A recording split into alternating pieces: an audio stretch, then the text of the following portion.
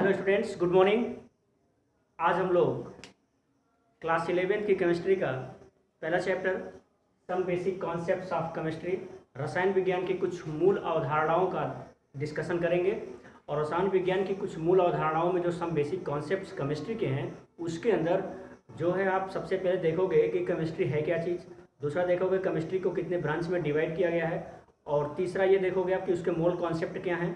Mole concept के अंदर आप देखते हो सॉल्यूशन को देखते हो। सॉल्यूशन के बाद में आप उसके अंदर सॉल्यूशन में जितनी भी चीज़ें डाली जाती हैं, जो उसके अंदर में घोली जाती हैं, डिसॉल्व की जाती हैं, उनकी अमाउंट क्या होते हैं, जिसको आप मोल कॉन्सेप्ट के थ्रू डिटरमाइन करते हो। और मोल कॉन्सेप्ट्स में आपको मोलैलिटी, मोलैरिटी, नॉर्मेलिटी, फॉर्मेलिटी इनको देखना होता है। और उसके बाद में आपको देखना होता है मोल फ्रैक्शन, जिसको हम बोलते हैं नॉर्मलता, मोललता, मोलरता और मोल प्रभाज, और उसके बाद में फार्मलता बोलते हैं। तो इनका भी डिस्कशन करेंगे। ये सबसे मेन टॉपिक है, बिकॉज इनका डिस्कशन हम करते हैं क्लास 12 के सोल्यूशन चैप्टर के अंदर। अगर ये हमारे बेसिक यहाँ पे नहीं क्लियर होंगे तो केमिस्ट्री हम नहीं आगे पढ़ पाएंगे। जिन लोगों को केमिस्ट्री से डर लगता है, हमारी केमिस्ट्री अच्छी नहीं है और हमें केमिस्ट्री से फोबिया है, केमिस्ट्री बिल्कुल समझ में नहीं आती है, मैं ये बिल्कुल बोलूँगा कि वो लोग इस लेक्चर को देखें, पूरा देखें। और ये बेसिक से शुरू किया जा रहा है, एकदम बिल्कुल जीरो लेवल जिसको बोलते हैं आप, वहाँ से मैं शुरू कर रहा हूँ। और अपनी कोशिश कर रहा हूँ कि आपको ये मेरी बात पूरी समझ में आए और आपका केमिस्ट्री का फोबिया बिल्कुल पूरी तरह से रिमूव हो जाए। तो सबसे पहले हम शुरू करते हैं केमिस्ट्री के डिफिनीशन से शुरू करेंगे। केमिस्ट्री के डिफिनीशन से शुरू करेंगे। तो केमिस्ट्री का डिफिनीशन अगर हम देखते हैं तो chemistry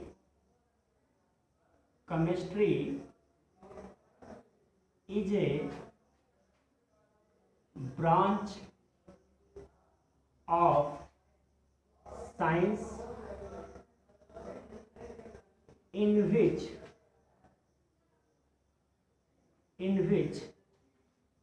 we study about elements and its structure with their physical and chemical property। इसमें आप देखेंगे chemistry is a branch of science in which we study about elements and its structure with their physical and chemical property. कहने का मतलब है कि रसायन विज्ञान जो है वो विज्ञान की एक शाखा है जिसके अंदर हम एलिमेंट बोले तो तत्व के संरचना, स्ट्रक्चर मतलब संरचना, तत्वों की संरचना तथा उनके भौतिक गुण और रासायनिक गुणों का भी अध्ययन हम करते हैं। किसी भी तत्व के संरचना साथ में उनके भौतिक गुण और रासायनिक गुणों का भी अध्ययन हम केमिस्ट्री के अंदर करते हैं। अब देखते हैं हम लोग ब्रांचेज ऑफ केमिस्ट्री। डाउट नहीं रखिएगा, आपको आपका नोट्स भी मिलेगा। हिंदी मीडियम वालों को हिंदी मिल जाएगा और जो इंग्लिश मीडियम के बच्चे हैं सीबीएसई बोर्ड के, उनको सीबीएसई मिल जाएगा। तो ब्रांचेज ऑफ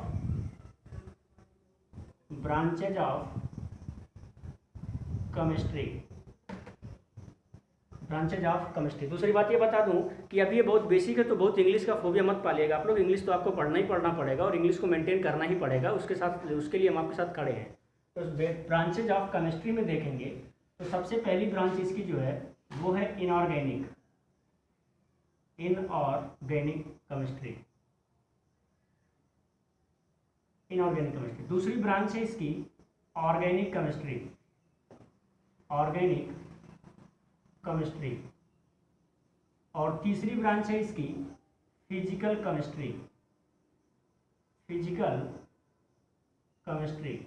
ये जो तीन ब्रांचें आपके सामने नोट की गई हैं, ये तीन ब्रांच तो आपको 9th, 10th, 11th और 12th में कुछ ना कुछ पार्ट इन तीनों से डिवीजन के फॉर्म में दिखाई देते हैं। उसके बाद में कुछ ब्रांचेस के मैं नाम बता दूं, आप लोग नोट कर लेंगे। एनालिटिकल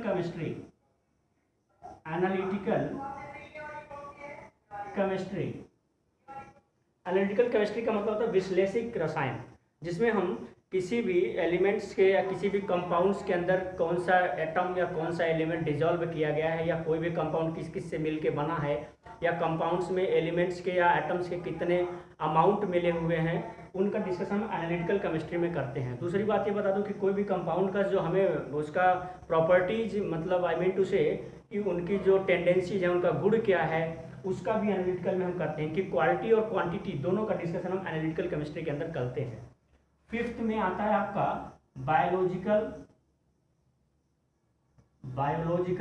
या इसी को बोलते हैं बायोकेमिस्ट्री,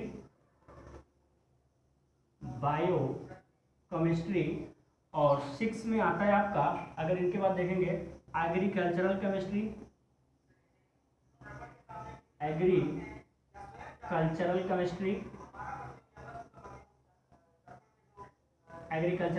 का भी देखते हैं। 7th में आप देखते हैं हम लोग क्लिनिकल केमिस्ट्री। अब ये तो इतनी केमिस्ट्री आपके सामने, अभी आगे बहुत ज़्यादा इसका ब्रांचेज है, बट इतने को अगर आप देख लोगे तो भी आपकी केमिस्ट्री स्ट्रांग होने लगेगी। तो सबसे पहले इनऑर्गेनिक है, उसके बाद इनऑर्गेनिक को बोलते हैं अकार्बनिक रसायन, ऑर्गेनिक केमिस्ट्री को बोलते हैं कार्बनिक रसायन, फिजिकल केमिस्ट्री को बोलते हैं भौतिक रसायन, एनालिटिकल केमिस्ट्री को बोलते हैं विश्लेषिक रसायन, बायोलॉजिकल या बायोकेमिस्ट्री को बोलते हैं जैव रसायन, एग्रीकल्चरल केमिस्ट्री को हम बोलते हैं कृषि रसायन, और क्लिनिकल केमिस्ट्री को हम बोलते हैं, क्लिनिकल का मतलब हॉस्पिटलिटी से है, तो उसके अंदर हम क्लिनिकल का कोई हिंदी स्पेसिफिक नेम नहीं है, बट इसको क्लिनिकल केमिस्ट्री के नाम से ही जानते हैं। उससे भी अच्छी बात आपको बताई जा रही है, अब ध्यान से देखिएगा। जो केमिस्ट्री की ओरिजिन थी, केमिस्ट्री की ओरिजिन जो थी, तो रियलिटी में केमिस्ट्री की ओरिजिन करने का जो श्रेय जाता है, जो केमिस्ट्री की ओरिजिन करने के लिए जिसका सबसे ज़्यादा नाम लिया जाता है, उसमें नाम आता है रॉबर्ट बॉयल का। किसका आता है?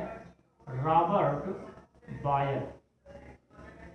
Boil is the name of scientist. और रॉबर्ट बॉयल ने जो साइंस पहले हमारे लाइफ में जो प्रीवियसली था, वो साइंस था। फिजिक्स, केमिस्ट्री, बायोलॉजी का कोई डिवीजन नहीं किया गया था। और साइंस में से टोटली केमिस्ट्री के पार्ट को अलग डिवीजन, एक ब्रांच के नाम पे डेवलप करने का श्रेय जो जाता है, वो जाता है रॉबर्ट बॉयल को। तो Robert Boyle is the name of scientist and Robert Boyle is also divide from the science. इन्होंने साइंस से इनको क्या किया था? अलग किया था केमिस्ट्री को, और वो नाम है Robert Boyle. Second name scientist का देखेंगे आप, Berzelius is the also name of scientist. ये भी किसी एक वैज्ञानिक का ही नाम है। और बर्जीलियस का नाम क्यों लिया जाता है? बर्जीलियस इज ऑल्सो कॉल्ड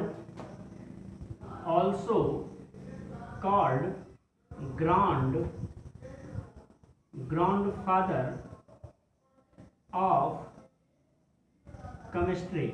ये नाम पूछा जाता है कंपटीशन में, ध्यान रखेंगे आप लोग। बर्जीलियस को बहुत रसायन विज्ञान का ग्रैंडफादर मतलब क्या होता है? एक हमारे होते हैं पापा, और पापा से बड़े कौन होते हैं? बाबा। तो पापा से भी बड़े बाबा हैं, यानी इनसे भी बड़े ये हैं। यानी कि बर्जीलियस का जो नाम लिया जाता है वो ग्रैंडफादर बोला जाता है इनको। Grandfather of the chemistry, who is the name of grandfather of the chemistry? Berzelius पे टिक करेंगे आप लोग। बर्जीलियस को ग्रैंडफादर बोला जाता है। उससे भी बड़ी बात एक साइंटिस्ट की आती है जिनका नाम हम पढ़ते हैं, आप पढ़ते हो। हम तो पढ़े थे इन लोगों को, लेकिन आप सिर्फ एक ही नाम जानते हो। शायद इन दोनों लोगों का नाम नहीं जान रहे थे कि इन लोगों ने भी केमिस्ट्री के डेवलपमेंट में कितना अपना ज़्यादा क्या कहते हैं उसको योगदान दिया है। तो रॉबर्ट बॉयल को इसलिए दिया जाता है क्योंकि रॉबर्ट बॉयल ने साइंस से कट करके केमिस्ट्री को अलग किया था, वो नाम है रॉबर्ट बॉयल।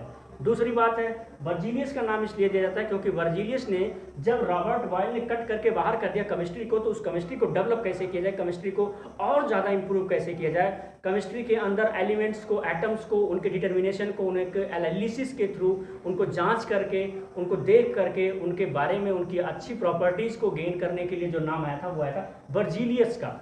और थर्ड नेम है जो, वो है Lavoisier is the most important name in the chemistry.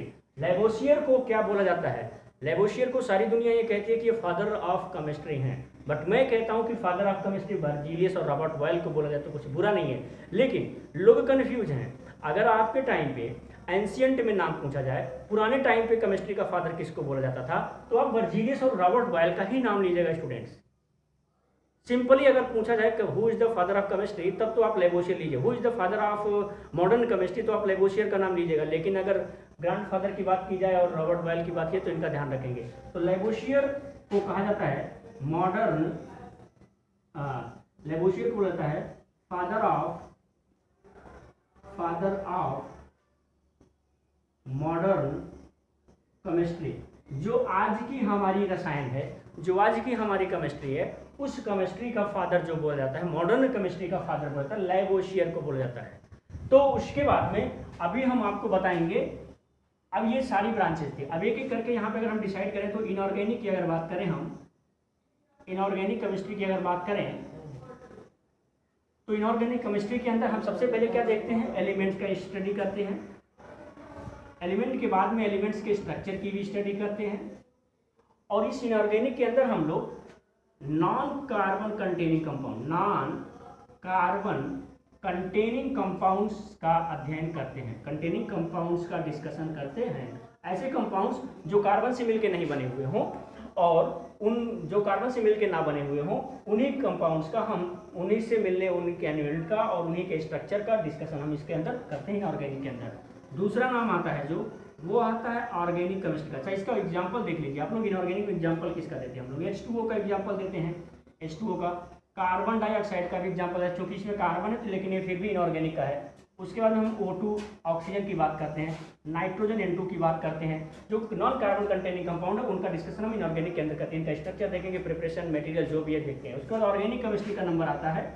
Organic chemistry के अंदर हम totally carbon containing compounds, carbon containing compounds का अध्ययन हम करते हैं। मतलब कहने का है कि इस ऑर्गेनिक के अंदर सिर्फ उनका अध्ययन हम लोग करते हैं, उनका डिस्कशन करते हैं, उनकी स्टडी करते हैं जो कार्बन से रिलेटेड कंपाउंड होंगे।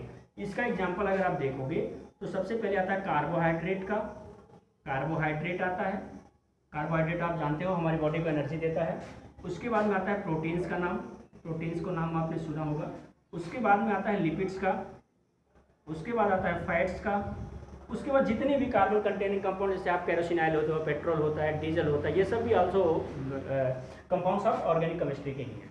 उसके बाद में इनऑर्गेनिक के बाद में आपका आता है फिजिकल केमिस्ट्री का पार्ट आता है। ये 3 तक तो मैं डिसाइड कर रहा हूँ, बाकी फिर आगे देखेंगे।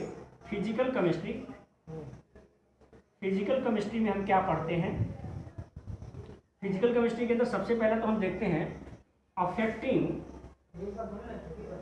Affecting factors of compounds, affecting factors of concentration ले लो। कंसंट्रेशन का मतलब होता है सांद्रता। तो सांद्रता को प्रभावित करने वाले कौन कौन से कारक होते हैं, कंसंट्रेशन को कौन कौन से ऐसी टर्म हैं जो इफेक्टिव करती हैं। तो सबसे पहला नाम आता है जिसको हम फिजिकल में पढ़ते हैं, टेम्परेचर। किसी भी कंपाउंड के ऊपर टेम्परेचर का क्या इफेक्ट होगा, इसको हम फिजिकल के अंदर पढ़ते हैं। दूसरा, किसी भी कंपाउंड के ऊपर प्रेशर का क्या इफेक्ट होगा, उसको हम फिजिकल में पढ़ते हैं। तीसरा, atmospheric pressure is also study in the physical chemistry. Atmospheric pressure जिसको हम वायुमंडलीय दाब बोलते हैं, एटमॉस्फेरिक प्रेशर का भी स्टडी हम फिजिकल केमिस्ट्री के अंदर करते हैं। फोर्थ पॉइंट देखते हैं फिजिकल में क्या पढ़ते हैं।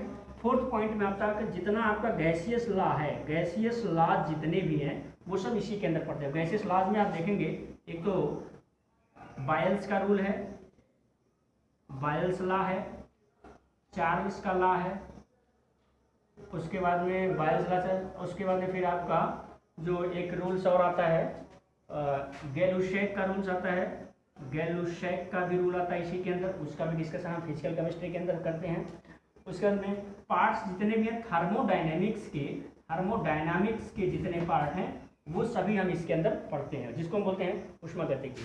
तो सबसे पहले इनऑर्गेनिक का है जिसको हम अकार्बनिक बोलते हैं, उसके बाद ऑर्गेनिक का जिसको हम कार्बनिक बोलते हैं, उसके बाद फिजिकल है जिसको हम भौतिक रसायन बोलते हैं, एनालिटिकल है जिसको हम विश्लेषिक रसायन बोलते हैं, बायोलॉजिकल या बायोकेमिस्ट्री का यूज बहुत ज़्यादा, इसमें आप एमएससी भी कर सकते हो और अच्छी ब्रांच है, करंट ब्रांच चल रही है। तो बायोकेमिस्ट्री का मतलब हमारी बॉडी के अंदर जो भी मेटाबॉलिज्म होता है, हम कुछ भी खाते पीते हैं और वो हमारी बॉडी के अंदर जा करके मेरे को एनर्जी देता है या मेरी बॉडी के अंदर प्रोसेस कैसे कैसे चल रहा है, तो वो हम बायोकेमिस्ट्री के अंदर करते हैं। उसके बाद में आता है एग्रीकल्चरल केमिस्ट्री। हमारा जितने भी किसान लोग हैं वो अभी आज के टाइम पे बहुत सारे दवाओं का यूज कर रहे हैं, बहुत सारे इंसेक्टिसाइड्स, पेस्टिसाइड्स का यूज कर रहे हैं। वो इंसेक्टिसाइड्स, पेस्टिसाइड उनके फसल क्रॉप्स को अच्छा बनाने में हेल्पफुल होते हैं। उनके अंदर बहुत सारे बैक्टीरिया ग्रो हो जाते हैं, बहुत सारे उस पर डिजीजेज आ जाते हैं उनके प्लांट्स के ऊपर, तो उनको किल करने के लिए जो भी केमिस्ट्री का यूज करता है उसको हम एग्रीकल्चर केमिस्ट्री बोलते हैं। उसको क्लिनिकल केमिस्ट्री आती है। क्लिनिकल केमिस्ट्री के अंदर हम डिस्कशन करते हैं, जैसे मान लीजिए कि हमारी बॉडी में पेन हो रहा है, बहुत ज़्यादा हो रहा है, तो डॉक्टर्स बोलते हैं हमको ब्लड का जांच कराइए।